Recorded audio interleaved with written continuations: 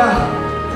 Nós estamos aqui, para quem não está acompanhando, quem veio essa noite, nós estamos neste momento estudando uma série das principais parábolas de Jesus. Fizemos uma série completa de Apocalipse, verso a verso, depois fizemos Daniel, verso a verso, e agora nós estamos estudando as principais parábolas de Jesus. As histórias que Jesus contava, o que ela tem a ver com a nossa vida hoje, o que ela interfere na minha vida, o que ela pode me ajudar, que lições eu e você podemos tirar daquelas histórias que Jesus contava, né? Essa noite nós vamos estudar, acho que é a 8ª parábola de Jesus. Hoje nós vamos estudar os 2 fundamentos, uma parábola muito interessante, curtinha, mas cheia, repleta de lições para a nossa vida espiritual. Então abra lá a sua Bíblia, Evangelho de Mateus, capítulo 7. Evangelho de Mateus, capítulo 7. É uma parábola bem curta, e nós vamos estudá-la e ver também em que contexto Jesus contou essa parábola. Se alguém não trouxe a Bíblia esta noite, se alguém esqueceu, não trouxe, basta erguer a mão. Nós temos Bíblias aqui e faremos uma Bíblia chegar até você, se você quiser acompanhar. Tem aqui a Juliana, está aqui. Quem mais quiser, basta erguer a mão. Lá atrás temos uma pessoa também, e assim você pode acompanhar o estudo, tá bom? Então, Mateus capítulo 7. Vamos ver aqui o contexto. Quando Jesus contou essa parábola, tem uma coisa interessante para nós aprendermos. Naquele tempo, ali perto do mar da Galileia, a paisagem ajudava muito a entender por que Jesus contou essa parábola. É interessante como Jesus usava tudo aquilo que as pessoas tinham facilidade de compreender no tempo em que ele viveu. Logicamente que hoje para nós essas parábolas têm uma aplicação espiritual, mas Jesus aproveitava coisas daquele tempo para tirar lições, ou seja, coisas que as pessoas daquele tempo entendiam muito melhor do que nós.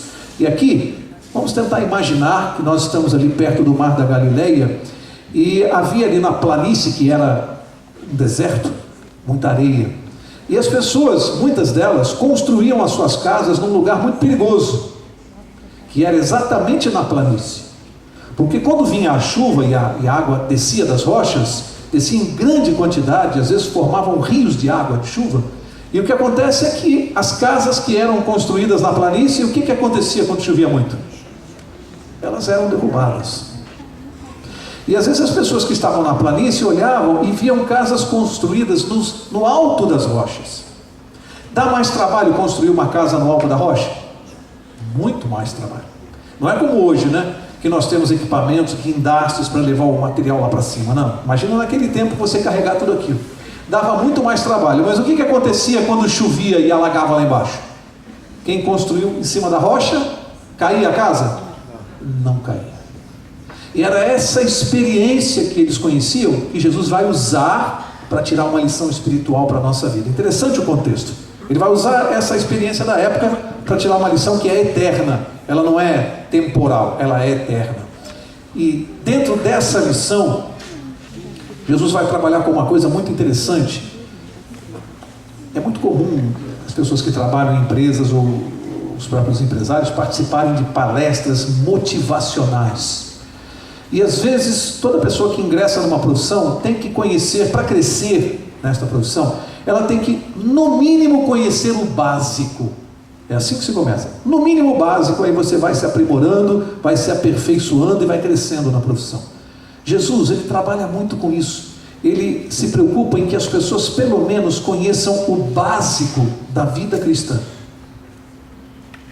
Você não precisa estudar teologia, você não precisa ser um teólogo para você se salvar. É bom estudar, conhecer mais? É muito bom. Ajuda mais a nossa vida espiritual? Ajuda. Quanto mais conhecimento, quanto mais profundidade, melhor. Mas para nos salvarmos, tudo que eu e você precisamos saber para nos salvar, você não precisa de ninguém para te ajudar. Faz um teste. Se alguém lê a Bíblia e sente dificuldade, leia os 4 evangelhos: Mateus, Marcos, Lucas e João, sozinho na sua casa, você e a palavra de Deus, os 4 evangelhos. Eu duvido que você, ao acabar de ler, você não saiba todo o necessário para se salvar. Em outras palavras, o que precisamos saber para nos salvarmos, qualquer pessoa consegue sozinha, lendo a Bíblia, descobrir. Há outras coisas mais complexas que é preciso ajuda. Mas o essencial da salvação está revelado claramente para qualquer pessoa. E Jesus trabalha muito com isso. Ele trabalha com o básico para a nossa salvação. Aquilo que eu e você não podemos deixar de saber, que é simples, que é fácil, que uma pessoa sem nenhuma cultura sabe e que às vezes um homem muito culto, pelo coração duro, não consegue entender. Tem coisas assim, tem coisas que se discernem espiritualmente. Não é a cultura que vai melhorar a situação de ninguém para compreender a Bíblia, é o coração, é a simplicidade. E Jesus trabalha com isso. Então vamos ver a parábola simples que ele vai contar, mas a profundidade do que ele está ensinando aqui. Vamos lá, Mateus capítulo 7, verso 24. Ele diz assim: todo aquele, pois, que ouve estas minhas palavras e as pratica, será comparado a um homem prudente, que edificou a sua casa sobre a rocha. E caiu a chuva, transbordaram os rios, sopraram os ventos e deram com ímpeto contra aquela casa, que não caiu, porque foi edificada sobre a rocha. E todo aquele que ouve estas minhas palavras e não as pratica, será comparado a um homem insensato, que edificou a sua casa sobre a areia. E caiu a chuva, transbordaram os rios, sopraram os ventos e deram com ímpeto contra aquela casa, e ela desabou, sendo grande a sua ruína. Vamos dissecar isso aqui agora. Primeiro, Jesus tem aqui a preocupação de estabelecer uma diferença clara, nítida, para qualquer pessoa que lê isso aqui vai perceber claramente uma separação que Jesus fez. Ele separa o bem do mal, o certo do errado. É a primeira coisa básica da vida cristã que eu preciso entender. Existe sim o certo e o errado, existe o bem e o mal. Jesus disse que aquele que edifica sobre a rocha, e já vamos entender melhor isso, ele chama de um homem prudente. E aquele que edifica a sua casa sobre a areia, ele chama de homem insensato. Quando ele faz a separação entre o que é correto, o que é errado, o que é prudente, o que é insensato, Jesus primeiro está estabelecendo uma coisa. A grande falha da maioria das filosofias modernas, se alguém perguntar para você isso, preste bem atenção nisso. Existem muitas filosofias no mundo hoje, para todo tipo de gosto e cultura. Existem filosofias mais sofisticadas, existem crenças mais populares, não importa.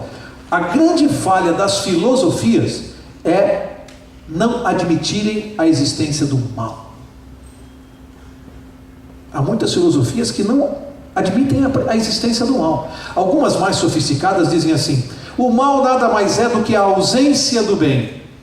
Isso é um sofisma, isso é dizer e não falar nada. Então o mal não existe, o que existe é a ausência de bem. Isso é jogo de palavras. E o que Jesus deixa claro é que o mal existe sim. E já estudamos aqui onde ele se originou, como aconteceu. Existe o mal. Estes que tentam excluir a existência do mal, ou conviver com uma filosofia como se o mal não existisse, ou seja, eu decido o que é certo e o que é errado, é o meu livre-arbítrio que estabelece o certo e o errado. Tem gente que vive assim. Eu é que estabeleço para a minha vida. Portanto, o que é certo e o que é errado depende daquilo que eu penso, que eu acho. Ora, para que eu possa viver de acordo com esse pensamento, o que as pessoas fazem? Os que pensam assim. Simples. Excluem Deus da sua vida. Você exclui Deus, e aí você estabelece o que é certo e o que é errado. Porque se você não excluir Deus, o ser humano não pode estabelecer para Deus o que é certo e o que é errado. Isso é função divina. É Deus quem diz o que é certo e o que é errado. Essa tarefa ele não confiou ao homem. Não somos nós que vamos estabelecer. Por quê? Porque fica assim: o que era certo lá no passado é errado hoje, e vice-versa. Aquilo que era errado lá atrás, hoje, pela evolução do homem na terra, agora passa a ser certo. Vou dar um exemplo. Há 5 décadas atrás, aborto era crime. Agora, ele pode ser admitido porque a mulher tem direito a decidir o que ela quer fazer do próprio corpo. Pronto. Então o homem fica decidindo, legislando em questão moral. É assim para Deus? Não. Para Deus o que é certo, sempre foi e é eternamente certo, e o que é errado será eternamente errado. Não depende do tempo, não depende do pensamento humano. E Jesus está fazendo uma clara distinção aqui entre construir na areia e construir na rocha. Já vamos entender o que é construir a minha vida sobre a areia e o que é construir a minha vida sobre a rocha. Eu não acredito que alguém aqui esteja pensando que Jesus esteja falando de engenharia aqui. Não, o assunto aqui não tem nada a ver com engenharia, é espiritual. Nós vamos dissecar um pouquinho melhor isso. Uma outra coisa que Jesus coloca, e que tem gente que tem dificuldade. Vocês perceberam que aquele que construiu sobre a rocha e aquele que construiu sobre a areia, ambos receberam o impacto da tempestade. Ambos. O que acontece é que aquele que construiu sobre a rocha, a casa não caiu. E o que construiu sobre a areia, a casa caiu. Mas ambos receberam o impacto da tempestade. Que lição nós tiramos? O mal atinge a todos. E tem gente que tem dificuldade de se relacionar com Deus, porque vem para a igreja pensando assim: agora eu vou seguir Jesus, eu vou entrar para aquela igreja lá, não importa a denominação, nada mais vai me acontecer, porque eu estou protegido por Jesus. Então não perco mais emprego, não pego resfriado, sabe, não acontece mais nada comigo. Não, a Bíblia nunca disse isso. O mal atinge a todos indistintamente. A diferença é que aqueles que construíram sobre a rocha, e nós vamos ver adiante o que significa isso, quando a tempestade vem, permanecem em pé.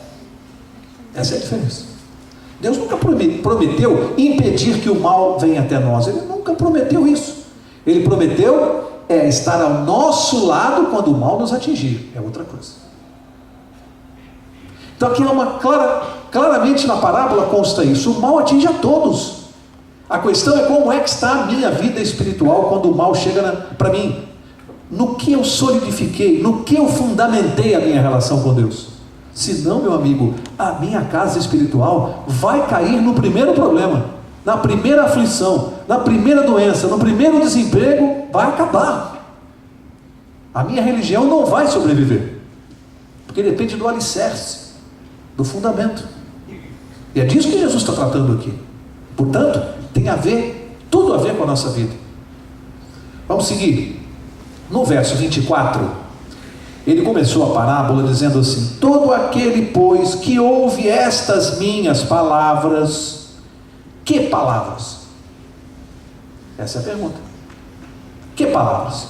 Ele diz que todo aquele que ouve estas minhas palavras. Para nós entendermos isso, a gente volta 2 versos, Mateus 7, verso 21.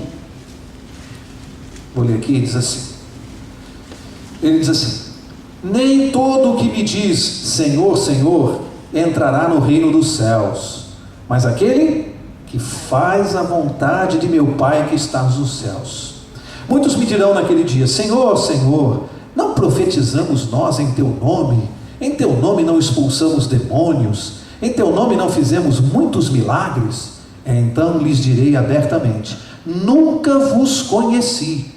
Apartai-vos de mim, vós que praticais a iniquidade. E aí no verso 24 ele diz: portanto, todo aquele que ouve estas minhas palavras. Que palavras são essas que ele está dizendo? Muito simples. Para quem Jesus, a quem ele está se referindo aqui? A quem ele está se dirigindo? Muitos me dirão naquele dia: Senhor, Senhor, não profetizamos em teu nome, não expulsamos demônios. A quem ele está se dirigindo? Aos cristãos. Está falando para quem é que fala em nome de Jesus, profetiza? Não são os cristãos? Só que ele diz assim: apartai-vos de mim, eu nunca vos conheci. Alguém pode estranhar isso. Espera aí, irmão, eu não estou entendendo. Jesus se dirige aos cristãos e diz que nunca os conheceu. Afastem-se de mim. O que há de errado aqui? Há alguma coisa de errado em profetizar em nome de Jesus? Está errado isso? Não. Está errado alguém dizer que expulsa demônios? Tem alguma coisa errada nisso? Em tese não. Em tese não. Há casos particulares. Enfim, é contra isso que Jesus está se voltando? Então, qual é o problema aqui? Para ele dizer que afastem-se de mim, eu nunca os conheci. Aqui está a chave. Eu nunca te conheci. Qual o problema aqui? O problema são aqueles que falam em nome de Jesus, expulsam, falam, fazem um monte de coisas, sem nunca terem estado com Jesus. Esse é o problema. Fazem por conta própria, fazem por pensamento humano, por vaidade, por orgulho, seja lá o que for, mas não por um relacionamento com Ele. Então não serve, não vale para nada. O que ele está ensinando? Ninguém vai se salvar porque não adultera, não rouba. A salvação não é pelas obras. Ninguém vai se salvar porque profetiza em nome de Jesus, porque expulsa demônios. A salvação é fruto de um relacionamento com Deus. Então aqueles que dizem, eu nunca te conheci, você nunca teve um relacionamento comigo e sai por aí praticando obras, aparentemente boas. Nada contra as obras que você pratica, mas elas não têm como base um relacionamento comigo. Acabou, perdeu a salvação. Isso é complicado, hein? Isso é complicado. A gente precisa entender que todo ato, para ser aceito por Deus, ele tem que ser oriundo de uma relação com Ele. Oração, estudo da palavra, convívio diário, relacionamento com Deus. Jesus está dizendo assim, eu nunca te conheci, você nunca veio falar comigo, você falava muito em meu nome, você citava o meu nome, mas você nunca veio conversar comigo, você nunca veio conversar sinceramente, você nunca entregou o seu coração a mim, tudo o que você fazia por um mero orgulho humano. Complicado isso aqui. E aí isso significa construir sobre a areia, construir um relacionamento que não está fundado no relacionamento com Deus. Agora eu quero avançar rapidamente, que nós não temos muito tempo. Vou citar aqui, porque por enquanto, até essa parte do estudo pode ter parecido pura filosofia. Alguém que esteja sentado vai dizer, o que ele está falando lá é interessante, mas é filosofia, né? O que tem a ver isso diretamente com a minha vida? Até tem, e muito. Mas vamos trazer isso para nós? Vamos mastigar isso, deixar isso uma coisa mais palpável. Vamos ver o que é construir a nossa vida sobre areia e o que é construir sobre a rocha. Uma maneira prática, tá? Então eu vou citar 3 fundamentos do nosso dia a dia, 3 bases do relacionamento com Deus que significam construir sobre a areia e uma só que significa construir sobre a rocha. Rapidamente, tá? Vamos ver o que é no dia a dia construir sobre a areia. Qual é o primeiro tipo de alicerce na relação com Deus que nós temos certeza que é areia? Vai desmoronar. Ignorância. Não no sentido pejorativo da palavra, uma pessoa ignorante, não é isso. Ignorar é desconhecer. Ignorar é falta de conhecimento. E grande parte do mundo cristão se relaciona com Deus ignorando completamente a vontade de Deus. O que Jesus falou lá nos versos 21 a 23? Que não fizeram a vontade de meu Pai. Há pessoas que se relacionam ignorando completamente a vontade de Deus, totalmente, não procuram saber nem estudar como Deus pensa. E onde é que eu descubro a vontade de Deus? Só tem um lugar que eu posso descobrir a vontade de Deus, é na Bíblia, não tem outro. Então vamos ver aqui o que é ignorar. Vamos dar um exemplo bíblico. Marca essa página aqui de Mateus 7, que nós vamos voltar. Vai lá para Êxodo, lá no início da Bíblia, e vamos ver um exemplo interessante do que eu estou dizendo na prática. Êxodo capítulo 19, na prática, um exemplo. Êxodo 19, verso 4. Êxodo 19, 4. Diz assim: Vistes o que fiz aos egípcios, como vos levei sobre as asas de águias e vos trouxe a mim? Agora, preste atenção, diz assim: agora, se diligentemente ouvirdes a minha voz e guardardes a minha aliança, sereis a minha propriedade peculiar dentre todos os povos, embora toda a terra seja minha. Para aqui. Aqui Deus chama Moisés, que, recapitulando, né? O povo havia ficado escravo 400 anos lá no Egito, sai do Egito, vaga pelo deserto 40 anos. Aí quando chega lá no pé do Monte Sinai, Deus resolve falar com esse povo.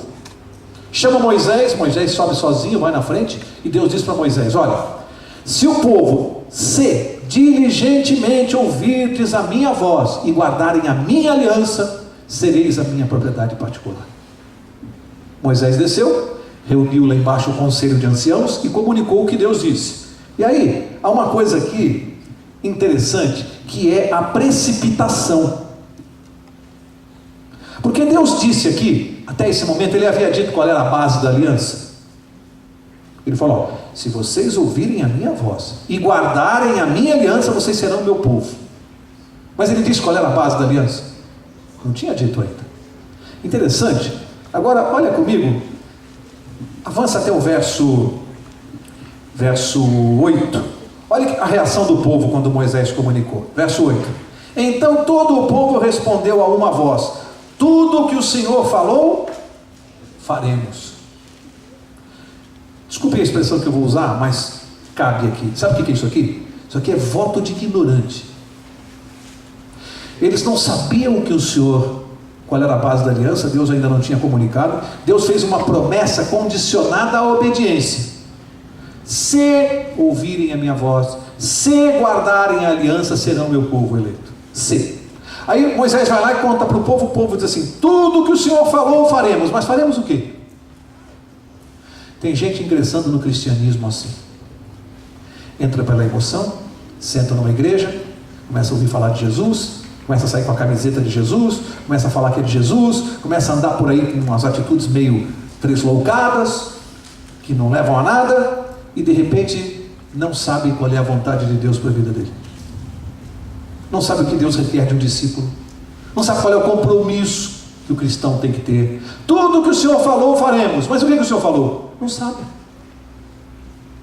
Não sabe o que tem que fazer como cristão. Ah, eu sou de Jesus. É? Bom, então faz o que ele ensinou. Ah, eu estou fazendo. Fazendo o quê? O que você faz? Ah, não sei. O que precisa ser? O que precisa fazer para ser cristão? Não sabe. É povo ignorante. Tudo que o Senhor falou, faremos. Voto de ignorante. Então tem gente se relacionando com Deus baseado na ignorância, desconhece a vontade de Deus, desconhece os princípios de Deus. O que Ele quer para a nossa vida? Qual é a aliança que Ele quer tratar conosco? Para nós sermos um povo escolhido.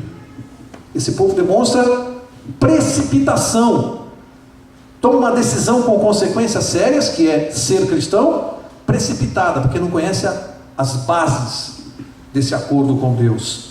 Salomão, lá em Eclesiastes capítulo 5, eu vou ler aqui os versos 4 e 5, ele tem um conselho interessante. Ele diz assim: quando fizerdes a Deus algum voto, não tardes em cumpri-lo, porque Ele não se agrada de tolos. Cumpre o voto que fazes. Melhor é que não votes do que votes e não cumpras. Sabe o que Salomão está falando? Faça uma promessa a Deus que você não vai cumprir. Ele está dizendo assim: é melhor que você não prometa do que prometer e não cumprir. É melhor que você não prometa nada a Deus. Se você não tem medo de não cumprir, não prometa. Não diga: Senhor, se o Senhor fizer isso, eu vou fazer aquilo. Se você acha que não vai conseguir, não prometa. Porque a Bíblia diz que é melhor você não prometer, não fazer. E aqui o povo diz: tudo que o Senhor falou, faremos. Prometeu. Bom, agora o Senhor então vai dizer o que o povo tem que fazer.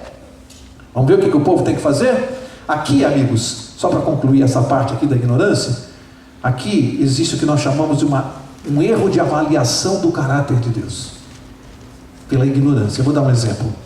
Eu já citei isso algumas vezes. Isso aconteceu há alguns anos atrás, num programa de televisão de uma entrevistadora muito conhecida em rede nacional. Não preciso citar o nome. E ela entrevistava uma moça, na época, que acabara de fazer um filme pornográfico. E lá no meio do programa ela dizia assim: esse ano você está aí na mídia, você só dá o seu nome, você está ganhando dinheiro, e isso, elogiando a moça por todo aquele trabalho, como é que foi feito o trabalho. E de repente ela pergunta para aquela moça assim: qual é a explicação que você tem para esse sucesso repentino que você conseguiu esse ano? E aquela moça, coitada, na sua ignorância quanto à pessoa de Deus e ao caráter de Deus, ela responde em rede nacional: este ano Deus abençoou muito o meu trabalho. Isso é o típico exemplo de alguém que ignora a vontade de Deus e o caráter de Deus. Isso é seguir a Deus na ignorância. Isso é mencionar o nome de Deus na ignorância. Isso é se relacionar com Deus na ignorância. é você atribuir a Deus tal pensamento. Eu dei o exemplo mais extremo, mas se você tirar o exemplo do extremo, as pessoas fazem isso constantemente. Acreditam que Deus aprova tudo o que elas pensam, os planos que elas têm, as falcatruas nos negócios, prejudicar os outros nos negócios. As pessoas acham que Deus aprova tudo isso. Isso é se relacionar com Deus baseado na ignorância. É preciso conhecer os pensamentos de Deus. Agora, Deus vai revelar então qual é a base da aliança, não é? Então vamos lá, chega no capítulo 20, que você não precisa ler, todos nós conhecemos. O que Deus fez no capítulo 20 de Êxodo? Revelou então os 10 mandamentos. Só no capítulo 20 ele fez isso. No 19 ele apenas fez a promessa condicionada. Chega no capítulo 20 ele diz, ok, as bases da aliança são essas aqui, ó. E deu lá os 10 mandamentos. Se vocês cumprirem o que está aqui e ouvirem a minha voz, serão meu povo. Essa aqui é a base do concerto. E o povo já tinha dito que ia fazer. Bom, aí vamos ver a segunda base equivocada desse relacionamento com Deus. Vem na sequência. A primeira é a ignorância. É construir sobre a areia. Aquele que se relaciona com Deus baseado na ignorância, quando vierem os problemas, as tempestades, a casa vai cair. Relacionamento baseado na ignorância. O segundo, volta lá para Êxodo capítulo 20. Depois dos 10 mandamentos, vamos ler o verso 18. Segundo fundamento equivocado, verso 18. Quando o povo viu os trovões e os relâmpagos, e o clangor da buzina, e o monte fumegante, tremeu de... O que diz aí? Tremeu de medo. Retirou-se e pôs-se de longe. Olha que interessante. E disse a Moisés, fala tu conosco, e ouviremos. Mas não fale Deus conosco, para que não morramos. Amigo, é o mesmo povo que horas atrás tinha dito assim, tudo que o Senhor falou faremos. Aí Deus aparece com os trovões, os relâmpagos, mostrando um momento de reverência, revela a sua lei, o povo fica apavorado com a presença de Deus, procura Moisés e diz assim, Moisés, fale você conosco, mas não fale Deus. Bom, o que eles sentiram aqui? Medo. Pânico. Amigo, segundo alicerce equivocado da relação com Deus, construir na areia é aquele que se relaciona com Deus baseado no medo. É aquele que obedece por medo. Aquele que tem medo de Deus, medo do castigo. Interessante que eles disseram para Moisés, Moisés, fale você conosco, não Deus. Isso representa um pensamento muito moderno. É quando alguém procura ouvir a voz humana, o pensamento humano, a filosofia humana, fale tu conosco, mas não fale Deus. É moderno isso. Pessoas que seguem os pensamentos humanos, as filosofias do mundo. Mas a palavra de Deus, nem pensar. É a mesma coisa. Não tem diferença. Eu prefiro ouvir a voz humana do que ouvir a voz de Deus. Perigo. Perigo. Relacionamento baseado no medo. Sabe, amigos, isso gera uma obediência legalista. O medo nunca pode ser a base de nenhum relacionamento. Aquele que constrói um relacionamento baseado no medo, ao invés de paz, ele vai sentir insegurança, insatisfação, infelicidade, tudo. Menos paz. Qualquer relacionamento baseado no medo. Tem cristão que, por medo de Deus, devolve o dízimo para não ser castigado com pobreza e miséria. Pensa que Deus vai castigar com pobreza se não devolver o dízimo. Por medo, relação baseada no medo. Tudo é medo, tudo é pavor. O que acontece com essa pessoa que entra na igreja e cumpre tudo, guarda todos os mandamentos, só que por medo? O que acontece? Alguém pode dizer, peraí, Mauro, mas se ele está guardando os mandamentos, então está tudo bem. Não, primeiro que o medo é ofensivo a Deus. Sentir medo de Deus o ofende. Porque significa desconhecer o seu caráter. Se eu tenho medo de Deus, é porque eu não conheço o caráter dele. Eu acho que ele é capaz de fazer coisas que me geram medo. Ofende. Então tudo na minha vida é apavorado com medo de castigo. E a consequência é que essas pessoas não vão durar na igreja. Sabe por quê? Ninguém aguenta dentro da igreja há muitos anos uma vida cristã baseada no medo. Porque aquilo se torna uma obrigação, é um fardo, é um peso, ninguém aguenta. Com o passar dos anos você não vai aguentar. Não há prazer na vida cristã. Tudo é obrigação. Tudo é obrigação. Não tem prazer. É um conjunto de regras e de normas. É a maior prova de que o povo de Israel sentia medo de Deus, é que eles criaram tantas regras, tantas normas, que se tornava uma religião impossível. Porque tudo era medo de Deus. Medo de ser castigado. E aquilo ofendia a Deus. Portanto, segunda base de um relacionamento perigoso, construir sobre a areia a minha relação com Deus, a primeira é a ignorância. Segundo é o medo. Vamos ver o terceiro? Engraçado que a pessoa que tem medo é um processo interessante. Aquele que se relaciona com Deus baseado no medo, quando aquele medo dentro da pessoa calma um pouco, porque são fases, né? Tem momentos que a pessoa está muito apavorada, vou ser castigado. Passa algum tempo, ele relaxa um pouquinho, esquece, e aí fica relaxado. Sabe o que ele faz? É como um processo de fuga. Essa pessoa corre e vai pecar. Deu uma relaxada, vai lá pecar. Pecou, volta. Eu ia usar uma expressão feia aqui, né? Entre as pernas. Volta apavorado para Deus, esperando o castigo. Pronto, agora vamos ver o que eu vou ser castigado. Então, uma semana, será que eu vou perder o emprego? Aí na semana seguinte, emprego eu não perdi. Será que é doença? Tem que vir o castigo, porque eu pequei. É o medo. A pessoa corre processo de fuga. Peca, volta. Peca, volta. Parece uma gangorra. É uma vida espiritual inconstante, porque ela está alicerçada no medo. Não vai dar certo. Esse relacionamento não vai dar certo. Terceiro e último alicerce, que é construir sobre areia. Primeiro, a ignorância. Segundo, o medo. A terceira, relação banal e vulgar, baseado em futilidade. Existe cristão assim? Vamos ver se existe, se a Bíblia registra isso. Primeiro, são aquelas pessoas que o cristianismo é só fachada, né? É cordão pendurado no pescoço, são símbolos, decalques, tudo Jesus, tudo, mas é tudo de fachada, da boca para fora.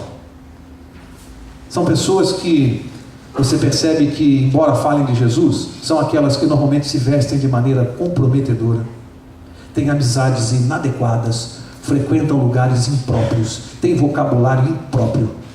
Esses são os cristãos superficiais. É só fachada. Quando você aprofunda um pouquinho dentro da vida da pessoa, você vai ver que de cristão não tem nada. É só fachada. Que na vida da pessoa você não encontra nenhum princípio do cristianismo. Olha só, Jesus tem aqui uma passagem interessante para nós. Você está em Mateus, volta lá para Mateus capítulo 15, e ele vai definir esse cristão, para Cristo Jesus. Mateus 15, verso muito conhecido. Está aqui, ó, Mateus 15, verso 8. Jesus diz assim, ó: este povo honra-me com seus lábios, mas o seu coração está longe de mim. Cristão da boca para fora. Honra-me com os seus lábios, é só, mas o coração está longe de mim. É só da boca para fora, só com os lábios. E há alguns momentos na Bíblia, algumas passagens, que Jesus deixa isso muito claro. Avança até o Evangelho de Lucas, tem um episódio aqui, um episódio que, se algumas pessoas pararem para ler com calma isso aqui, é uma mensagem pesada, que Jesus está mandando, é um recado aqui. Lucas 11, verso 27, olha só esse episódio aqui e veja o que você tira disso.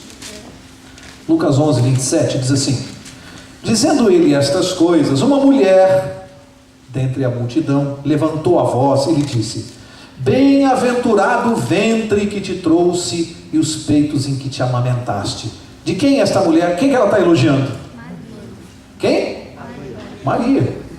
Jesus estava pregando e uma mulher veio e disse: bem-aventurado o ventre que te trouxe e o peito em que te amamentaste. Fez um elogio à mãe de Jesus, Maria. Jesus gostou do elogio? Vamos ver? Verso 28. Mas ele disse: antes, bem-aventurados são os que ouvem a palavra de Deus e aguardam. O que você tira daí? Pensa um pouquinho. Deslocaram o foco da adoração para Maria e Jesus concordou? Não. Ele disse: antes, bem-aventurados são os que ouvem a palavra de Deus e praticam. É para pensar em casa, tá? Esse recado aqui. Quando a gente desloca a adoração. Só que o que chama a atenção aqui é por que Jesus, de uma certa maneira, foi ríspido com essa mulher. Afinal de contas, alguém podia dizer: poxa, Mauro, mal educado, né? Ela não fez por mal. Foi lá e falou para Jesus e de repente ele deu uma resposta tão ríspida. Por quê? O que ele viu neste comportamento que tem a ver conosco? Jesus não se agrada de deslumbramento. Ele não gosta de ser tratado como um astro, como um cantor de rock, como um superstar. Muitas pessoas tratam Jesus como um superstar, como um astro, se deslumbram na presença dele. Ele não gosta disso. Jesus não gosta de fãs. Ele não quer ter fãs. O fã é uma coisa interessante, né? O fã sabe tudo sobre o seu ídolo. O verdadeiro fã, né? Ele sabe os carros que o ídolo tem, as roupas que ele usa, os lugares que eles frequentam, né? Normalmente o fã é assim, né? Ele pesquisa tudo da vida do seu ídolo. Sabe tudo. Mas ele conhece o ídolo? Não conhece. Sabe tudo sobre, mas não conhece. Há pessoas que sabem tudo sobre Jesus. Tudo sobre, mas não o conhecem. Foi esses que ele disse lá: apartai-vos de mim, nunca vos conheci.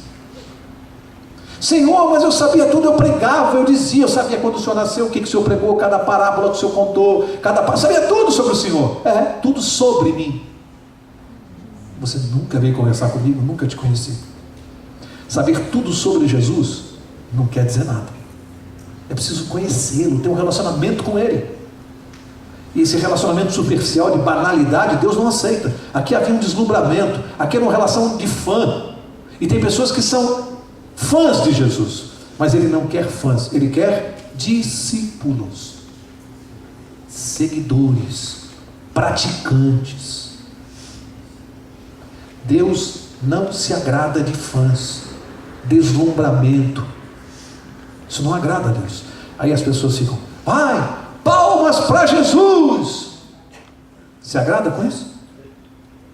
Por muito menos ele deu uma repreensão aqui. Se ele estivesse presente, ele ia dizer: pode parar com isso, pode parar com isso. Eu não quero palmas, eu peço apenas que façam o que eu estou ensinando. O que adianta bater palma para Jesus e não fazer nada do que ele ensina? Não adianta nada. Jesus diria certamente: parem com isso, pode parar, eu não quero palmas. Ele não se agrada disso. Deslumbramento não agrada a Jesus. Ele quer compromisso sério. Não quer deslumbramento, não quer uma relação emocional. Bom, para terminar, falei dos 3 fundamentos que constituem construir sobre a areia na nossa vida. Se alguém está se relacionando com Deus, ignorando a sua vontade, a sua palavra, construiu sobre a areia. Quando vier a tempestade, a casa vai cair. Se alguém está se relacionando com Deus baseado no medo, apavorado, achando que é um Deus que castiga, construiu sobre a areia. A casa vai cair. E se alguém está se relacionando superficialmente com Deus, superficialmente, a casa também vai cair quando vier a tempestade. E qual é o único fundamento que é construir sobre a rocha? É óbvio que é o amor. Jesus não disse lá em João 14: se me amais, guardareis os meus mandamentos. O fundamento de obedecê-lo é o amor. Aliás, o amor é o único fundamento sólido para qualquer relação religiosa, conjugal, societária, de amizade. O amor é o único fundamento para uma relação dar certo, seja qual for. É o amor. E aqui Deus só aceita obediência por amor. É a única obediência que ele aceita. Obediência por medo, Deus não aceita. Se alguém aqui está guardando os mandamentos de Deus porque está apavorado de ser castigado, meu irmão, olha, eu não sei se adianta você continuar guardando. Eu realmente não sei, porque o medo ofende a Deus. Ele só aceita obediência por amor. Significa que você, para amar uma pessoa, o que precisa fazer para amar uma pessoa? Precisa fazer o quê? É interessante os jovens falando isso hoje, viu? Tá certo isso, para amar precisa conhecer, mas a juventude de hoje, eu não me refiro aos jovens aqui da igreja, mas a juventude de hoje ama sem conhecer. É impressionante. Se apaixona na mesma noite. É a verdade. Nem conhece, já está amando, está apaixonado. Para amar, precisa conhecer. Portanto, para amar Jesus, não tem como amar Jesus sem conhecê-lo. Não tem como, é preciso de tempo para você amar Jesus. É preciso estudar o caráter dele, se relacionar com ele, para você amá-lo pelo conhecimento. Amar alguém que você conhece o caráter. Não dá para amar alguém que você não conhece. Portanto, como é possível alguém que nunca leu a Bíblia ou nunca se relacionou com Jesus, porque ler só a Bíblia não quer dizer muita coisa. Há pessoas que nunca tiveram a oportunidade de ler e amam a Jesus sim. Sabe por quê? Porque tiveram uma experiência pessoal com Ele. Pessoal. Amam sem conhecer a palavra. Um dia conhecerão. Deus vai providenciar. Mas o alicerce aqui é o amor. E sabe o que acontece quando a gente ama Jesus de verdade? Acontece um processo que a gente chama de conversão, né? A gente começa a odiar o que gostava e a gostar do que odiava. Eu sou uma testemunha disso. Eu sou uma testemunha. Coisas que eu gostei muito de fazer na minha vida, hoje eu odeio. E coisas que eu tinha pavor, hoje eu amo. Eu nunca tenho vergonha de dizer que eu tinha pavor de crente. Tinha bronca de crente. Quando eu vi um crente na rua com a Bíblia debaixo do braço, eu atravessava a calçada, dava coceira. Crente. Hoje estou aqui, né, com essa cara de crentão aqui. Mas é uma verdade. Deus modifica os nossos princípios. Quando você se converte, você desaprende hábitos, pensamentos, você desaprende. E só Jesus pode fazer isso. E Ele só faz isso quando há uma relação de amor. Senão Ele não faz. Não tem como agir se não há amor na relação. Por isso, o que a gente precisa é aprender a amar a Jesus. Isso é um processo. Aprender a amar. Como a gente aprende a amar o marido, a esposa. Você aprende. Quanto mais os anos vão passando, mais o amor cresce. E está aqui meus pais, que amanhã vão fazer 54 anos de casados. Amanhã, 26 de junho. Eu garanto a vocês que eles se amam muito mais hoje do que há 54 anos atrás. Estão os dois confirmando. E eram muito mais jovens, né? Muito mais bonitos. Mas o amor cresce com o tempo, com o conhecimento.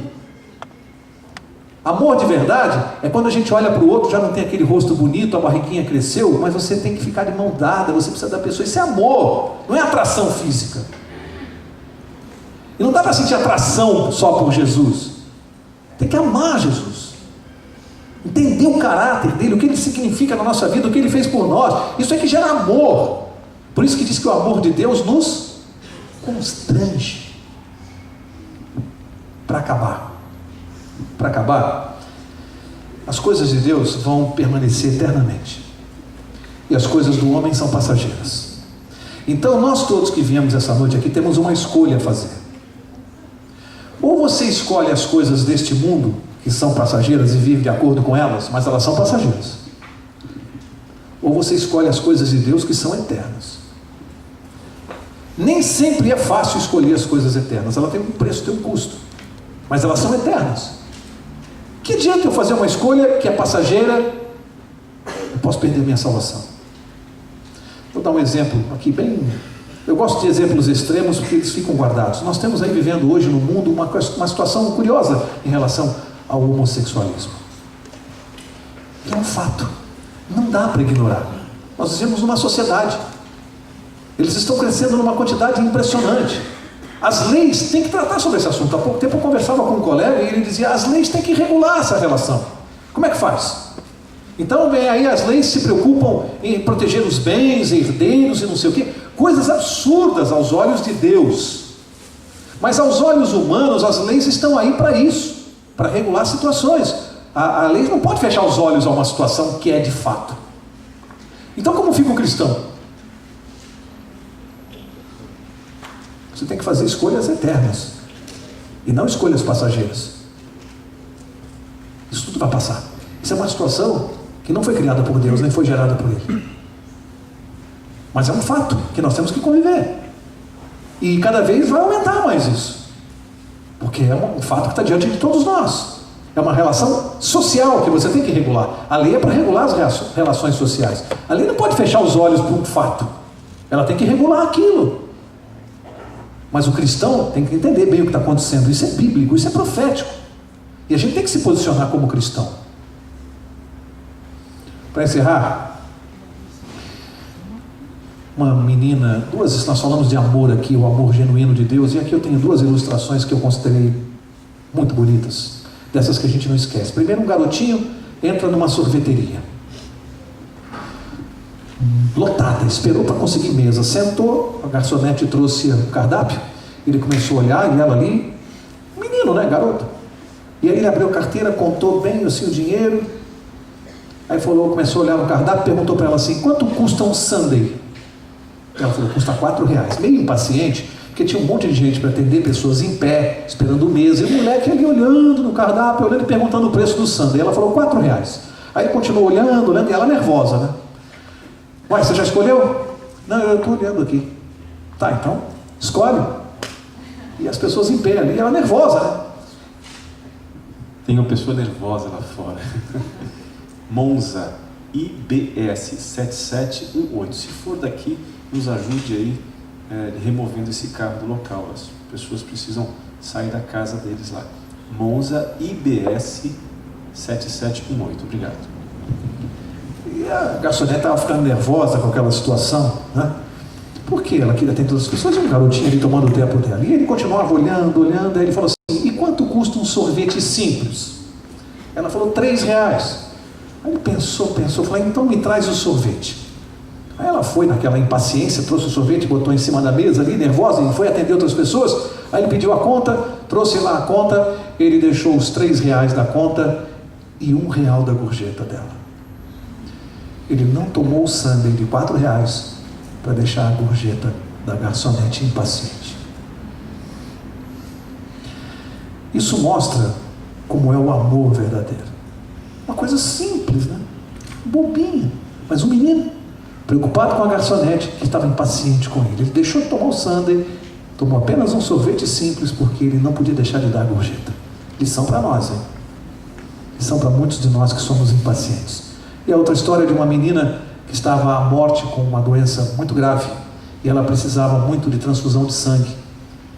E procuraram entre várias pessoas quem tinha o sangue compatível e descobriram que o irmãozinho pequeno, um garotinho, podia ser o doador. Os médicos, com muito carinho, com muito cuidado, foram lá conversar com ele e perguntaram para aquele garoto se ele estava disposto a doar o sangue para a irmãzinha. Ele ficou parado, pensou, e os médicos estranhando, ele pensou, refletiu, todo mundo esperando, pensou, depois de algum tempo ele falou assim, tá bom, se é para salvar a minha irmã, então tá bom. Levaram ele lá para a sala, deitaram na maca, espetaram nele a agulha, começaram a tirar o sangue, ele branco assim, olhando para a enfermeira, e ela olhando para ele branco, ele não se conteve e falou assim, eu vou demorar muito tempo ainda para morrer?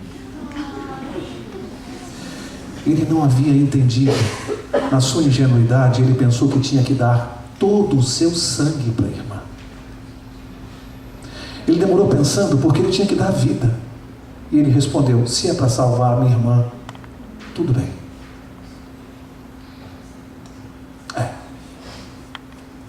É desse tipo de amor que a gente está falando. O amor de Deus é diferente do que a gente ouve falar por aí. Completamente diferente. Portanto, o nosso problema é sentir amor por Jesus. Quem ama Jesus não tem mais problemas. Quem ama Jesus não tem problemas. Porque resolve tudo na nossa vida amar a pessoa certa. É assim no casamento. É assim na vida espiritual. A gente tem que amar a pessoa certa. Quarta-feira que vem mais uma parábola para a nossa vida. Eu vou pedir ao pastor para encerrar. Que Deus nos abençoe, nos proteja e que a cada dia dessa semana você possa se lembrar disso. Tire um tempinho para conhecer melhor Jesus, para a gente gostar mais ainda dele.